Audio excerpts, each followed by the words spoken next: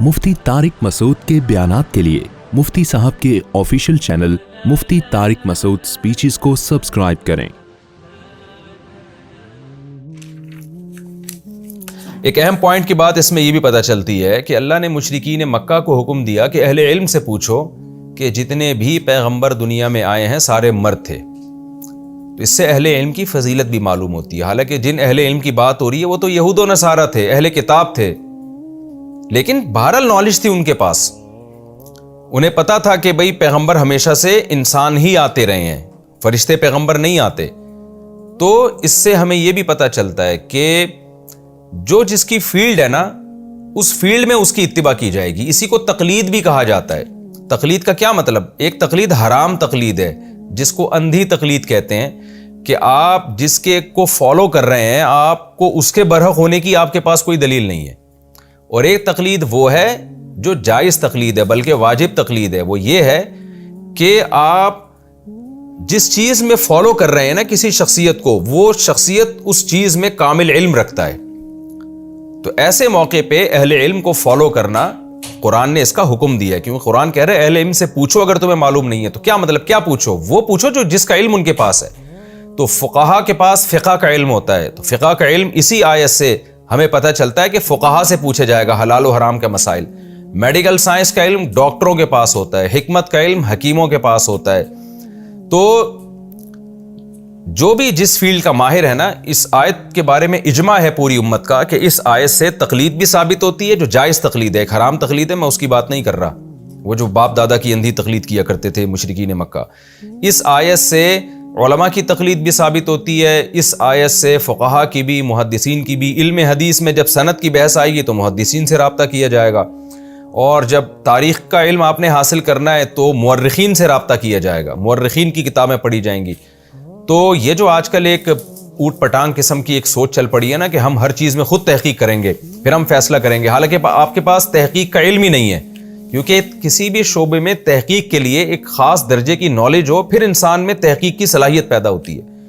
तो जो इस शरीयत के पेचीदा पेचीदा मसाइल हैं उनमें तहकीक के लिए एक ख़ास दर्जे की नॉलेज होगी तो आप तहकीक के अहल होंगे।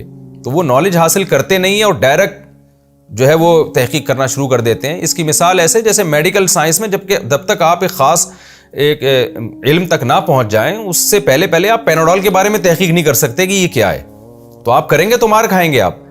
तो यही हाल फ़िक़्ह का भी है, यही हाल हदीस का भी है, यही हाल कुरान का भी है, यही हाल जितने भी उलूम है उन तमाम उलूम का है।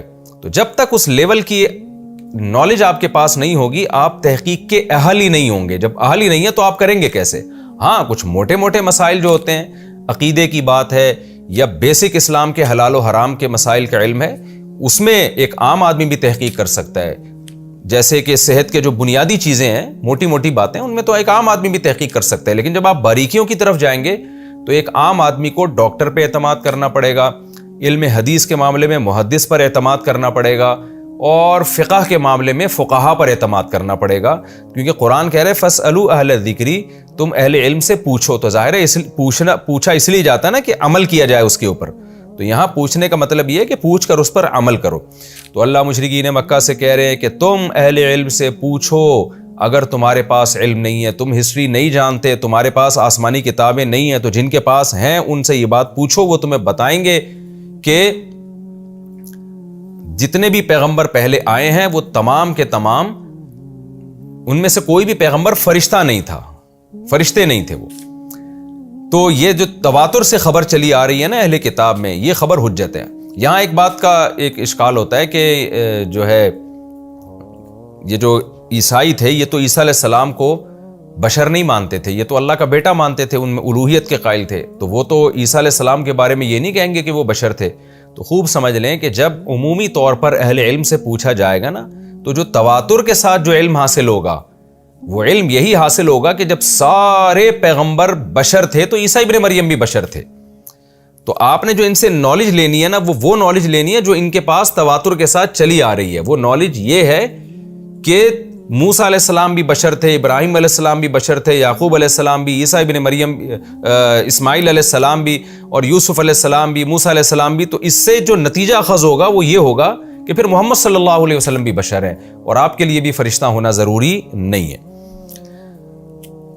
تو یہ بھی ایک پوائنٹ کی بات ہے. البتہ ایک اشکال اس پر ہوگا کہ جب اللہ تعالیٰ نے اہل علم کی تقلید کا حکم دیا فاسألوا اہل الذکر ان کنتم لا تعلمون، تم علم نہیں ہے تو ان سے پوچھو، یعنی جو وہ بتائیں اس کو فالو کرو. تو عیسائی تو حضرت عیسیٰ علیہ السلام کو اللہ کا بیٹا کہتے ہیں، وہ تو بشر نہیں مانتے، تو کیا ہم اس میں ان کو فالو کریں گے؟ تو خوب سمجھ لیں کہ جو چیز تواتر کے خلاف ہوتی ہے نا، اس میں کسی صاحب علم کو فالو نہیں کیا جاتا. یہاں تقلید حرام ہے. تو یہ بات تواتر سے ثابت ہے اور عقل کے لحاظ سے بالکل 2 اور 2 4 کی طرح بدیہی ہے کہ خدا کا کوئی ہم مثل نہیں ہے. جب خدا کا کوئی ہم مثل نہیں ہے تو لم یلد ولم یولد، نہ اس نے کسی کو جنا نہ وہ کسی سے جنا گیا. تو اہل علم کی وہ بات جو تواتر کے خلاف ہو اس میں اہل علم کو فالو نہیں کیا جاتا، پھر یہ حرام تقلید کہلاتی ہے. جیسے کوئی مجتہد کہہ دے کہ 5 نمازیں اسلام میں نہیں ہیں، یا اسلام میں روزہ نہیں ہے، یا اسلام میں زکوٰۃ نہیں ہے، تو پھر یہاں اہل علم کو فالو نہیں کیا جائے گا، کیونکہ یہ تواتر کا مطلب جمع غفیر ایک چیز نقل کرتا چلا آ رہا ہے. اس کی مثال ایسے جیسے کوئی اہل علم کہہ دے کہ اسلام میں رجم نہیں ہے، پتھروں سے مار کے جو زانی کو سزا دی جاتی ہے وہ اسلام میں نہیں ہے. تو ظاہر ہے یہ 100% غلط ہے. تو تواتر سے اجماع سے یہ بات ثابت ہے. تو تواتر غلط نہیں ہو سکتا، ایک بندہ ایک شخص غلط ہو سکتا ہے.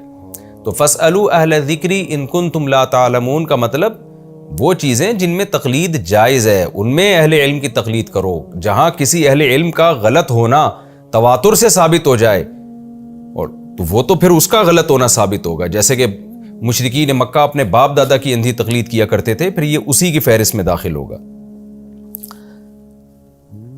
اور ایک اہم نقطے کی بات جو اگلی آیت وَأَنزَلْنَا إِلَيْكَ الذِّكْرَ لِتُبَيِّنَ لِلنَّاسِ مَا نُزِّلَ إِلَيْهِمْ، یہ بہت اہم نقطے کی بات ہے کہ ہم نے اے نبی آپ پر کتاب کو نازل کیا، قرآن کو، لِتُبَيِّنَ لِلنَّاسِ، تاکہ آپ لوگوں کو بیان کریں کہ کیا نازل ہوا ہے. یعنی ایکسپلین کون کرے گا؟ نبی صلی اللہ علیہ وسلم. آج بہت سے لوگ ہیں جو کہتے ہیں ہم قرآن کو مانتے ہیں حدیث کو نہیں مانتے، حالانکہ قرآن کی ایکسپلینیشن جو ہے وہ حدیث سے ہوگی، اس کو ڈیفائن حدیث میں کیا گیا ہوگا. اگر آپ حدیث کو نکال دیں تو قرآن بھی نہیں سمجھ سکتے آپ پھر. اور تیسری بات یہ کہ وَلَعَلَّهُمْ يَتَفَكَّرُونَ، پھر یہ لوگ بھی تفکر کریں گے. یعنی نبی کے بیان کے بعد بھی بات ختم نہیں ہو جائے گی، ان کو ڈیپ میں جا کے خود ان کو بھی غور و فکر کرنا پڑے گا، جس کو اجتہاد کہا جاتا ہے. تبھی اسلامی علم اور اسلامی قانون جو مرتب ہوا ہے نا، وہ 3 چیزوں کو سامنے رکھ کر، قرآن، حدیث اور فقہ، یعنی قرآن بھی ہے اس میں حدیث بھی ہے، پھر فقہا کا اجتہاد بھی ہے. یہ تینوں چیزیں مل کے اسلامک لا مرتب ہوتا ہے. کتاب الطہارہ، کتاب الصلاۃ، پھر اذان کا باب، پھر حج اور زکوٰۃ، پھر معاملات خرید و فروخت کے، پھر نکاح اور طلاق کے، پھر وراثت اور حدود. یہ تمام جو اسلامی احکام ہے نا، یہ ان 3 چیزوں کا مجموعہ ہے، قرآن، حدیث اور پھر فقہا کا اجتہاد. کچھ لوگوں نے حدیث کو نکال دیا اور کہا کہ ہم صرف قرآن کو مانتے ہیں، وہ بھی گمراہ ہیں. کچھ لوگوں نے کہا کہ ہم صرف قرآن اور حدیث کو مانتے ہیں، وہ بھی گمراہ ہیں. تو اس میں صحیح راستے پر وہ لوگ ہیں جو قرآن، حدیث اور فقہا کا اجتہاد، ان تینوں چیزوں کو، اجتہاد قرآن حدیث کو سمجھنے کے لیے جو اجتہاد کیا گیا، اگینسٹ میں نہیں جاتا وہ، اس کے سمجھنے کے لیے. تو جب تک یہ 3 چیزیں نہیں ملیں گی اس وقت تک قرآن و سنت پر عمل پاسبل ہی نہیں ہے. تو یہ تفکر ظاہر ہے، یہ تفکرون میں تفکر ہے نا، غور و فکر. تو غور و فکر وہی کرے گا نا جو قرآن و حدیث کا پراپر علم جانتا بھی ہو. تو فقہا جانتے ہیں، مجتہدین جانتے ہیں، ان کے غور و فکر کا اعتبار ہوگا. اسی بات کو حدیث میں یوں بیان کیا گیا، آپ صلی اللہ علیہ وسلم نے فرمایا، صحیح حدیث ہے، بلغوا عنی ولو آیا، جو مجھ سے سنو آگے پہنچاؤ. رب حامل فقہ غیر فقیہ، بہت سے لوگ علم کی بات جانتے ہیں سمجھتے نہیں ہیں. کیا مطلب؟ اللہ نے ایسے لوگ پیدا کیے ہیں کہ وہ آپ کو اس کا مطلب بتائیں گے. تو ایسے ہی فقیہ کو کی جمع آتی ہے فقہا. حدیث میں آتا ہے امت 2 طبقوں میں بٹی ہوئی ہے، ایک فقیہ اور ایک غیر فقیہ. یہ جو حدیث میں نے تشریح بتائی نا، اسی سے پتہ چلتا ہے. تو فقیہ کی جمع فقہا. تو جو کہتے ہیں ہم فقہا سے نہیں پوچھیں گے، فقہ شقہ کچھ نہیں ہوتا، تو وہ قرآن کی آیت کے بھی منکر ہیں. تو تفکر دونوں طرح سے ہوگا، اس میں بھی کہ ہم نے عمل کیسے کرنا ہے، اگر عمل نہیں کیا تو ہمیں سزا ملے گی، اور اس طرح سے بھی کہ اس کا مطلب کیا ہے، تو مطلب فقہا بتائیں گے.